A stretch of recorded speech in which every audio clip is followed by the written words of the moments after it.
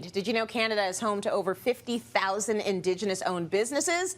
99% of them are small to medium-sized. Here to showcase some of her favorites is Riley Yesno. So good to have you. Looking stunning as always. Oh, thank you. So Riley, these really are favorites because some of them are from your personal collection. You shopped around your home, and did you have some fun doing that? Oh yeah, absolutely. I wish I could actually bring more. It's truly a collection, as you said. Yeah. Well, we'll do more segments like this so you can. What's the first one you want to show us? So these earrings right here, I wear literally everywhere.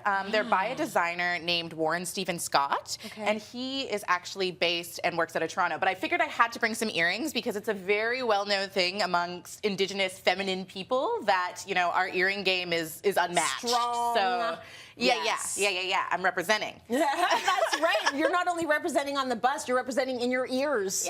Those are stunning. So nice. Okay, so beautiful earrings. Talk to me about your next pick. Yeah, so I know you like to highlight some books as well, so I thought this would be perfect. As you can see, my little bookmark here, I'm about halfway through, but it's called Rehearsals for Living by Robin Maynard and Leanne Simpson, who are just brilliant, amazing thinkers in Indigenous and Black communities. And this whole book is basically about how Black and Indigenous people need to be showing solidarity to one another, how we can be living together for better futures.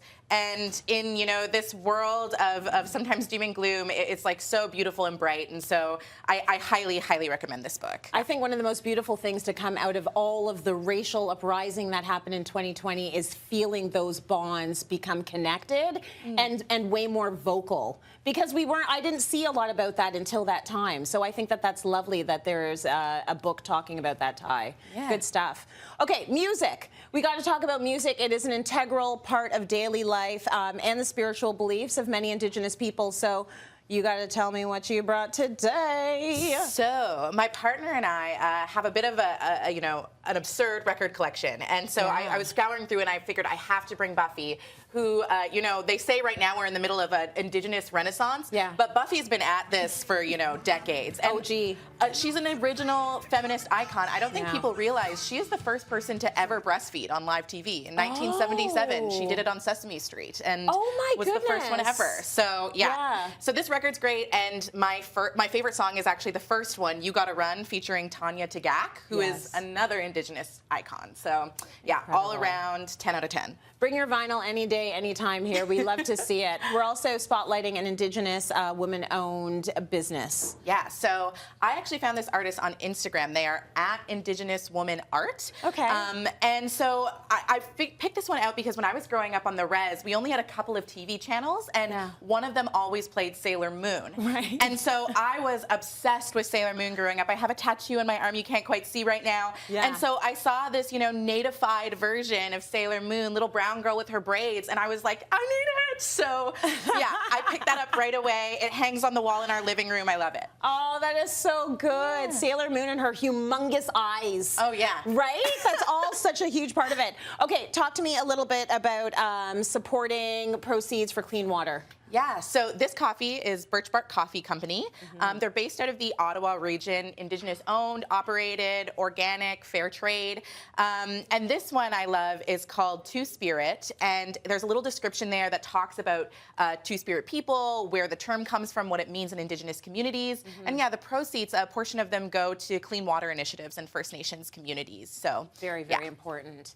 And you brought some fashion. Yes. Right? So this shirt is from a designer who's based in Thunder Bay, Ontario, but is actually from the same res as I am, Admatong First Nation.